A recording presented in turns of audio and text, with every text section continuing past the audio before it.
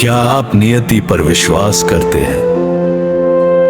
क्या आप इस बात को मानते हैं कि इस जीवन में आपके साथ जो कुछ भी हो रहा है, अच्छा या बुरा, वो सब पहले से ही निर्धारित है?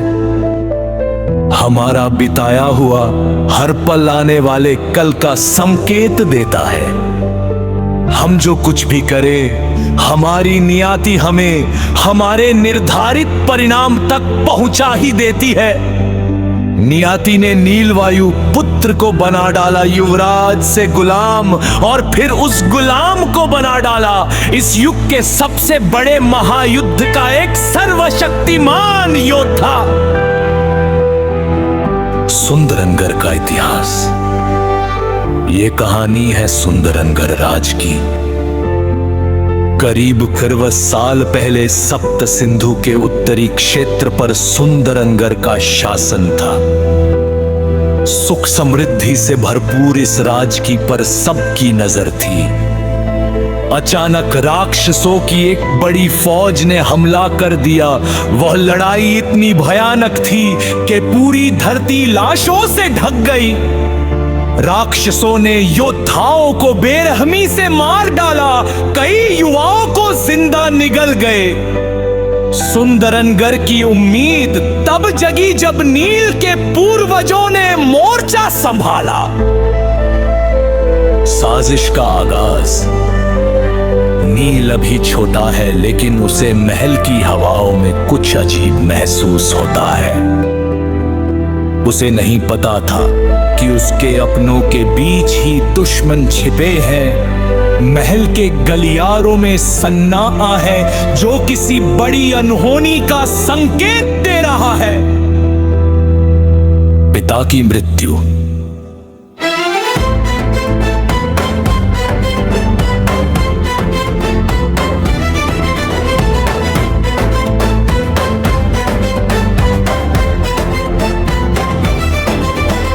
अचानक नील दौड़ते हुए अपने पिता के कक्ष में पहुंचता है।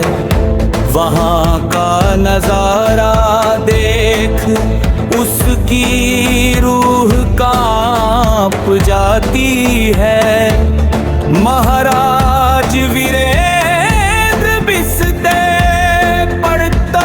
रहे थे।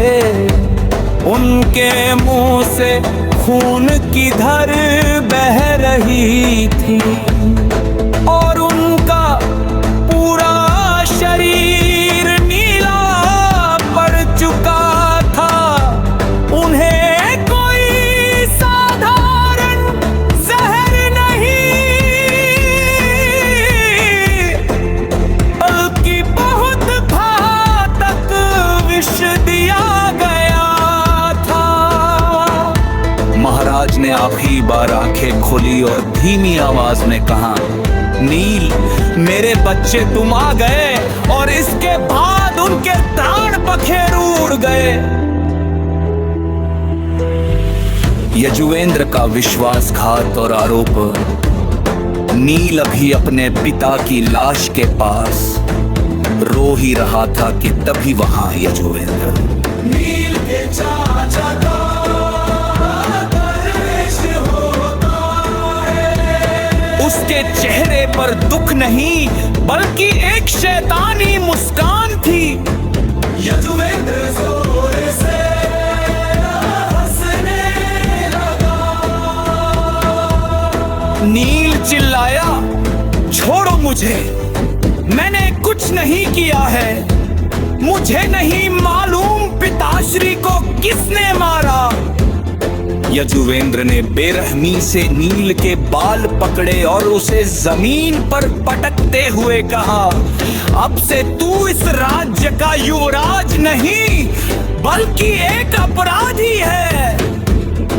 तूने अपने पिता की हत्या की है।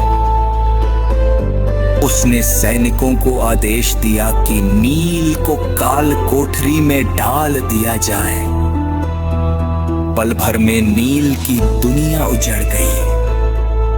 जिस हाथ में राजदंड होना चाहिए था, अब उनमें बेड़ियां थी।